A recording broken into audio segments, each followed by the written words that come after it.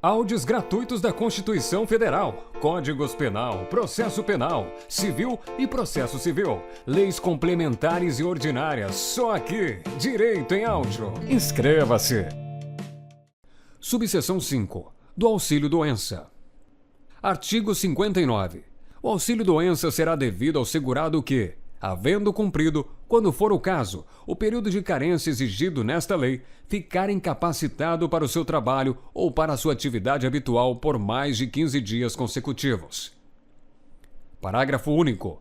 Não será devido auxílio-doença ao segurado que se filiar ao regime geral de previdência social, já portador da doença ou da lesão invocada como causa para o benefício, salvo quando a incapacidade sobrevier por motivo de progressão ou agravamento dessa doença ou lesão.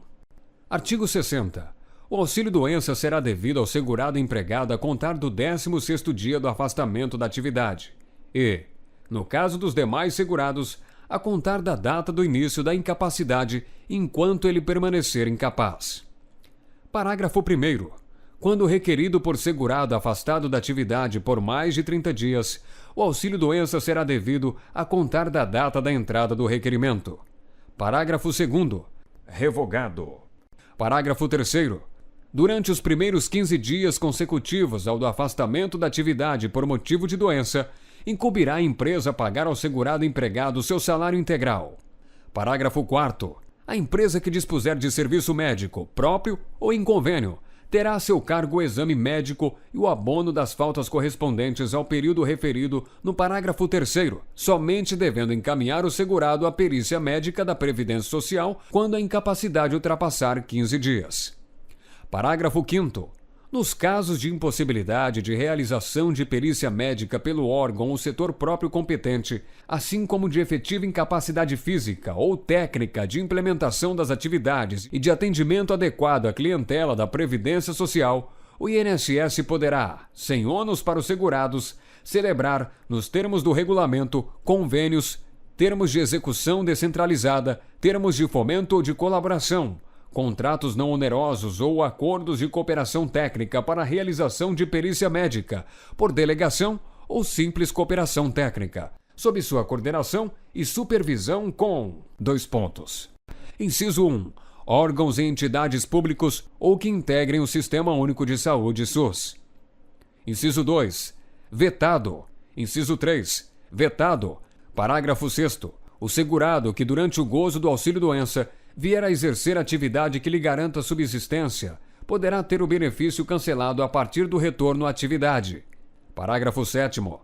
Na hipótese do parágrafo 6º, caso o segurado, durante o gozo do auxílio-doença, venha a exercer atividade diversa daquela que gerou o benefício, deverá ser verificada a incapacidade para cada uma das atividades exercidas.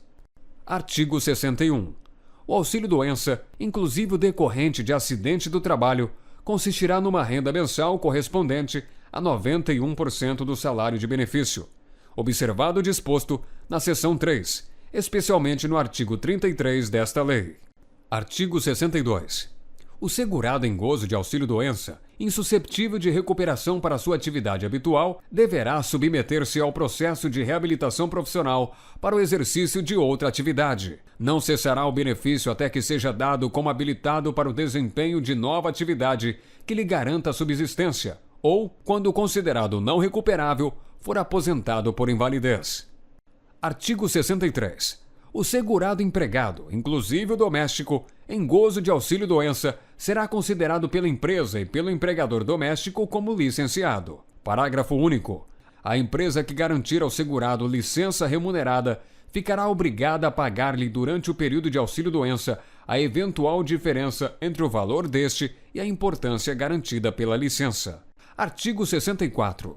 Revogado. Subseção 6. Do salário-família. Artigo 65.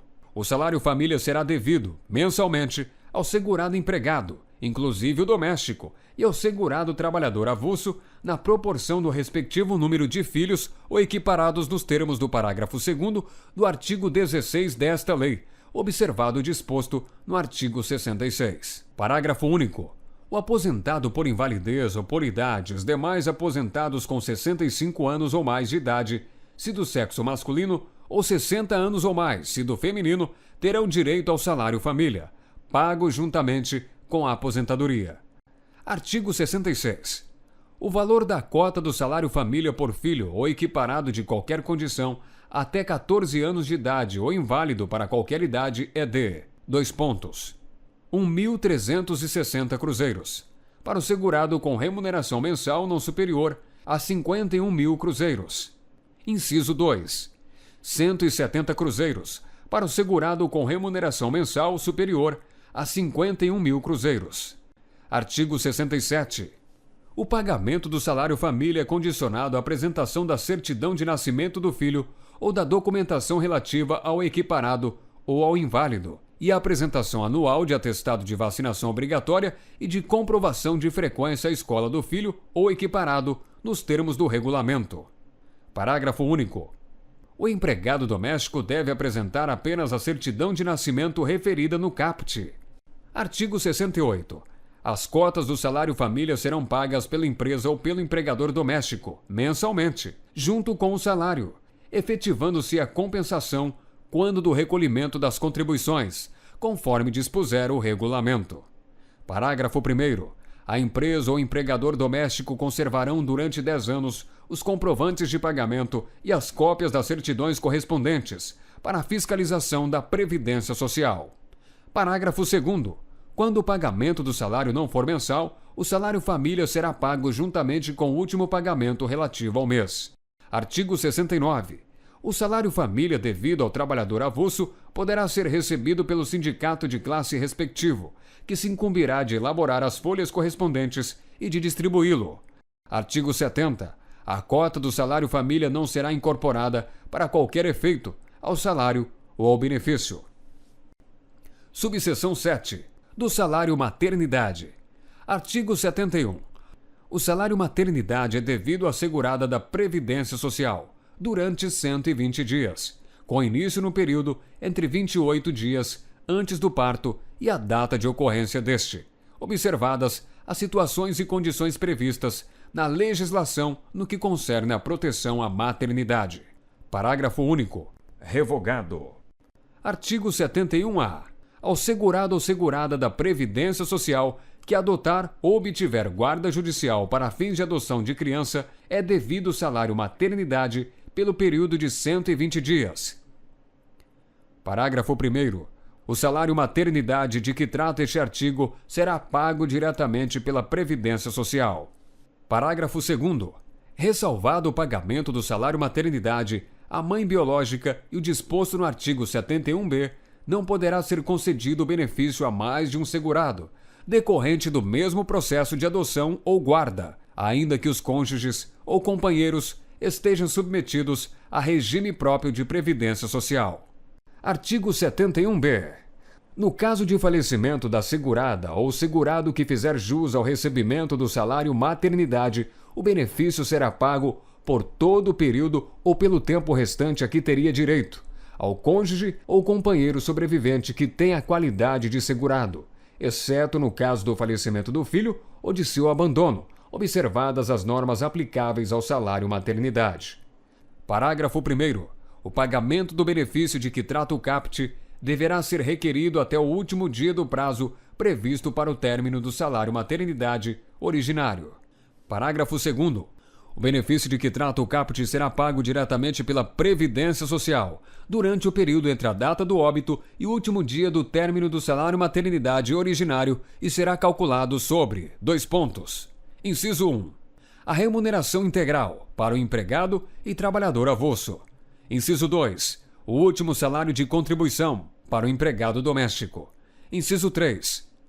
1/12 da soma dos 12 últimos salários de contribuição, apurados em um período não superior a 15 meses, para o contribuinte individual facultativo e desempregado. E, inciso 4, o valor do salário mínimo para o segurado especial. Parágrafo 3º. Aplica-se o disposto neste artigo ao segurado que adotar ou obtiver guarda judicial para fins de adoção. Artigo 71-C. A percepção do salário maternidade, inclusive o previsto no artigo 71-B, está condicionado ao afastamento do segurado do trabalho ou da atividade desempenhada sob pena de suspensão do benefício. Artigo 72. O salário maternidade para segurada empregada ou trabalhadora avulsa consistirá numa renda mensal igual à sua remuneração integral. Parágrafo 1º. Cabe à empresa pagar o salário maternidade devido à respectiva empregada gestante, efetivando-se a compensação, observado o disposto no artigo 248 da Constituição Federal. Quando do recolhimento das contribuições incidentes sobre a folha de salários e demais rendimentos pagos ou creditados, a qualquer título, à pessoa física que lhe preste serviço. Parágrafo 2º. A empresa deverá conservar durante 10 anos os comprovantes dos pagamentos e os atestados correspondentes para exame pela fiscalização da Previdência Social. Parágrafo 3º. O salário maternidade devido à trabalhadora avulsa e à empregada do microempreendedor individual de que trata o artigo 18-A da Lei Complementar número 123, de 14 de dezembro de 2006, será pago diretamente pela Previdência Social. Artigo 73. Assegurado o valor de um salário mínimo, o salário maternidade para as demais seguradas, pago diretamente pela Previdência Social, consistirá: Inciso 1. Em um valor correspondente ao do seu último salário de contribuição, para a segurada empregada doméstica.